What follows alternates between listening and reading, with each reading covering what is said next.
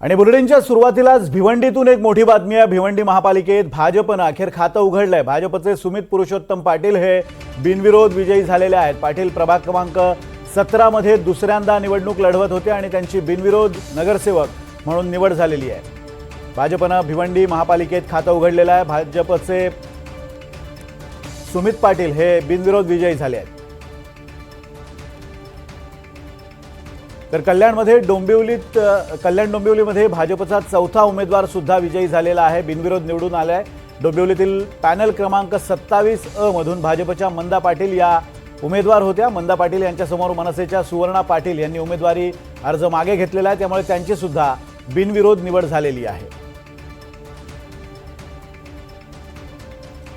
तर धुळे महापालिका निवडणुकीच्या पार्श्वभूमीवर भाजपचे काल 2 उमेदवार बिनविरोध निवडून आल्याने विजयाचं खातं उघडलं होतं आणि आज माघार घेण्याच्या पहिल्याच दिवशी प्रभाग क्रमांक 17 मधून सुरेखा उगले यांची बिनविरोध निवड झाली आहे। त्यामुळे आता भाजपचे 3 उमेदवार निवडणुकीपूर्वी विजयी झालेत। या विजयामुळे भाजपची आता विजयाकडे घोडदौड सुरू झालेली आहे।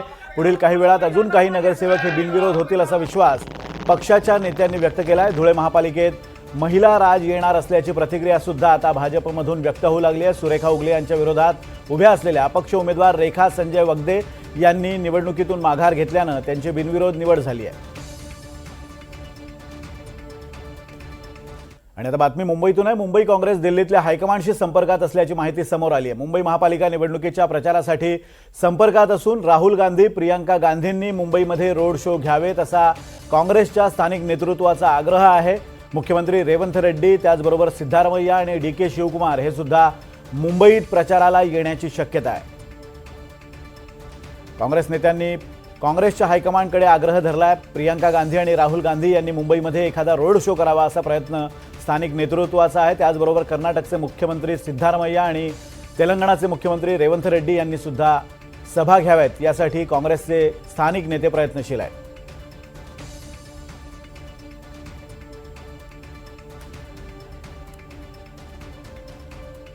मुंबई काँग्रेस दिल्ली हायकमांडच्या संपर्कात आहे। मुंबई महापालिका निवडणुकीच्या प्रचारासाठी नियोजन केलं जातं आणि त्या अनुषंगाने राहुल गांधी तसंच प्रियंका गांधी यांचे रोड शो मुंबईमध्ये व्हावेत यासाठी प्रयत्न केले जात आहेत।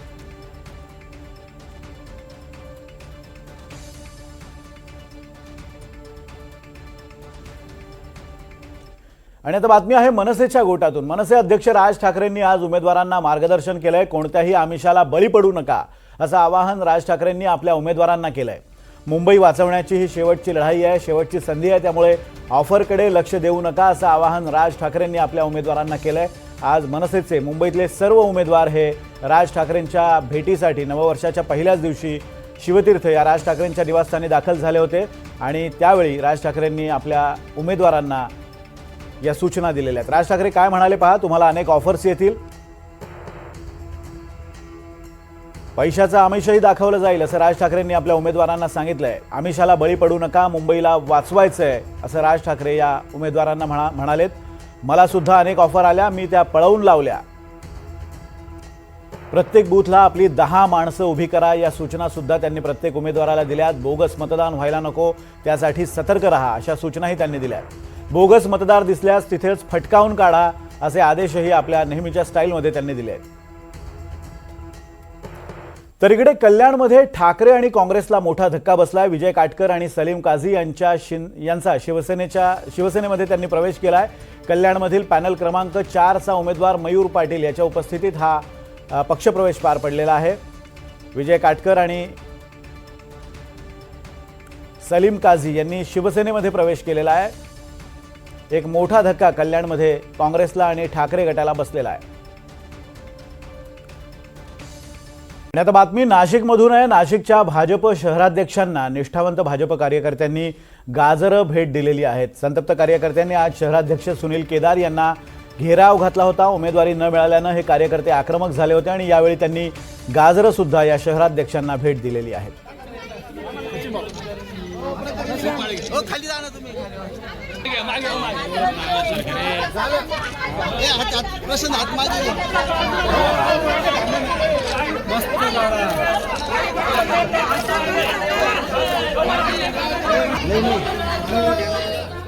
महापालिका निवडणुकांमध्ये बंडखोरांनी भाजपची डोकेदुखी वाढवली आहे। त्यामुळे आता बंडोबांना थंड करण्यासाठी स्वतः मुख्यमंत्री ॲक्शन मोडवर आलेले आहेत।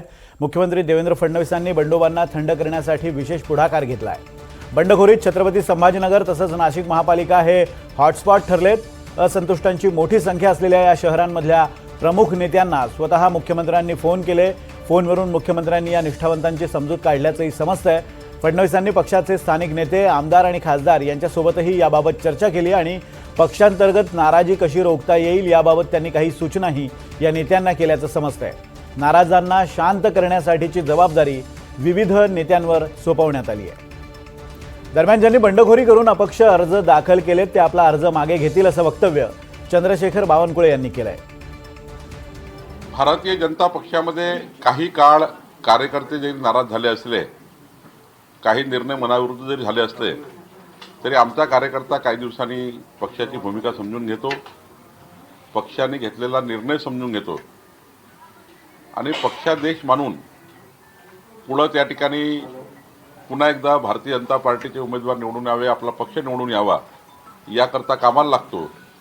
त्यामुळं आम्ही सर्व जे नाराज झालेले कार्यकर्ते आणि ज्यांनी फॉर्म भरलेले आहेत त्यांना आम्ही चर्चा करणार आहोत आणि मला विश्वास आहे की भारतीय जनता पार्टीचे सर्व कार्यकर्ते, पदाधिकारी ज्यांनी निवडणुकीमध्ये अपक्ष अर्ज केला आहे ते लवकरच परत घेतील।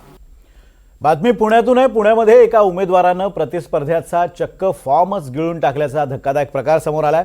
पुण्यातील प्रभाग क्रमांक 36 मध्ये शिवसेनेकडून चुकून 2 उमेदवारांना एबी फॉर्म देण्यात आले होते। यामुळे शिवसेनेचे उमेदवार उद्धव कांबळे आणि मच्छिंद्र ढवळे यांच्यात जोरदार वाद झाला। या वादादरम्यान उद्धव कांबळे यांनी मच्छिंद्र ढवळे यांचा एबी फॉर्म हिसकावून घेतला आणि तो फाडून गिळून टाकल्याचा धक्कादायक प्रकार घडलाय।